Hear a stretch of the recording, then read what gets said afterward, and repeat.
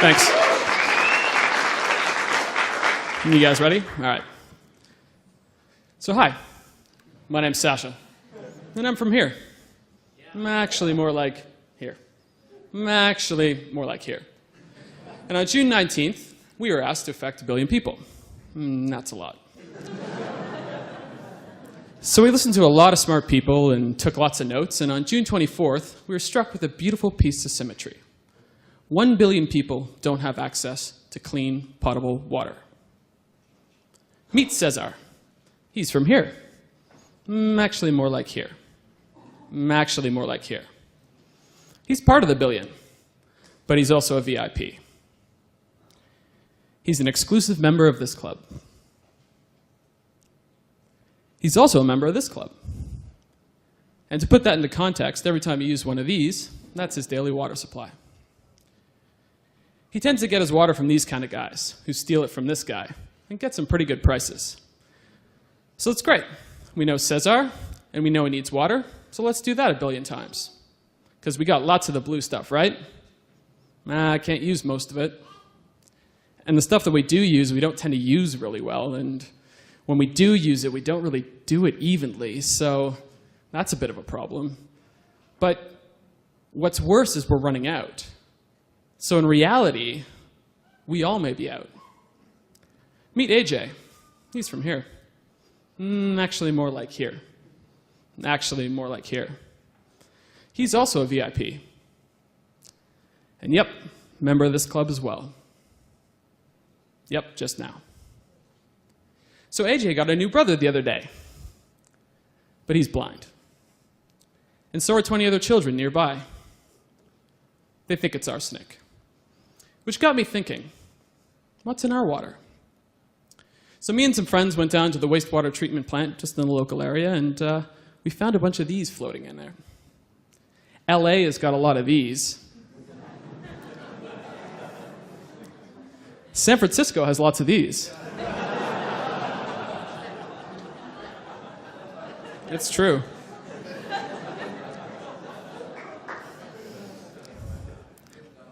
But we're not quite sure what's in ours, and this was troubling. Because suddenly that symmetry that we thought we'd found earlier on wasn't so symmetrical, because Cesar's problems weren't necessarily AJ's problems, which weren't necessarily mine. And we all need clean water. Seriously. But a wise man once said, when paralyzed by 2 big problems, take both. So we did. Introducing 3 new companies: H2020, Sensoria, and Natio. The collective aim is to move us from a state of water risk, water ignorance, and water poverty to water purity, knowledge, and abundance.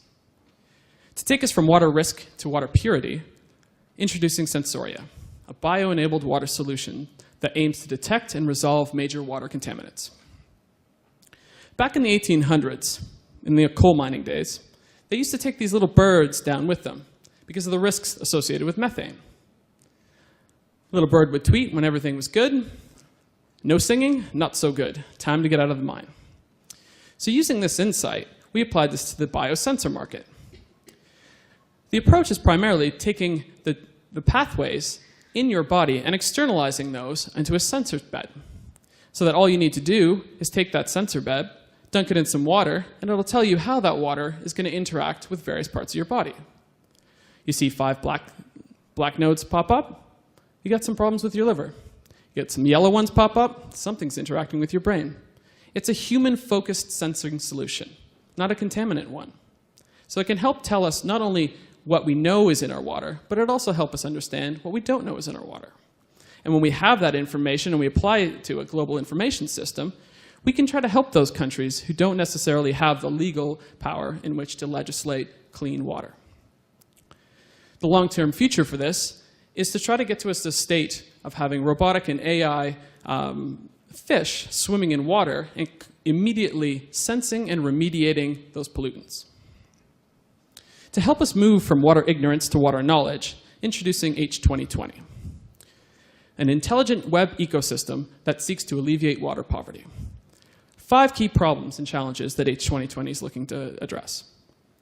Insufficient information about the problem space, like the one we heard earlier, the diverse range of problems in terms of understanding the full picture, the lack of collaboration that exists when you have somebody trying to solve a problem without the key stakeholders involved, the lack of coordination in decision-making in terms of pushing that through and seeing that project continue over time, and then finally addressing those barriers to scale. And how do you take those best practices that you identify in one country and apply them to others? By digitizing information and analyzing it, we can connect the information, technologies, and actors together in which to facilitate key decisions and collaboration to innovate and solve these problems. And through a simple web interface, we can connect people in Nueva Florida, Peru, with maybe a professor in San Diego who may have a solution. The long-term aim for H2020 is to reach a state of water omniscience, so we fully understand the global water picture. Finally, to move us from a state of water poverty to water abundance, let me introduce to you Nashio, providing low-cost, environmentally sustainable desalination solutions. We've got this problem, the 97.5% of all the Earth's water being salt water. By combining 3 key exponentially growing technologies, specifically nanotech, synthetic biology, solar energy, Nashio leverages gravity and sea forces to push water through a membrane down here that's a combination of a nanofilter and synthetic biology down through this channel into a well with fresh water. And using solar technology, we can pump that water to points of consumption. And with 50% of the population living within 100 kilometers of seas, this is a very novel solution. The long-term aim for Nashio is to eventually reach a state of free desalination. So here we are. There's me, there's you, there's us. But there's also Cesar and AJ. And we collectively have some math problems to solve. And it's got nothing to do with this. I love nerd jokes, they're great. It's how do we make sure that this never happens? How do we make sure that that 1 billion never comes close to 6.9 billion? But more importantly, how do we turn that 1 billion into 0? And on behalf of my team, I thank you.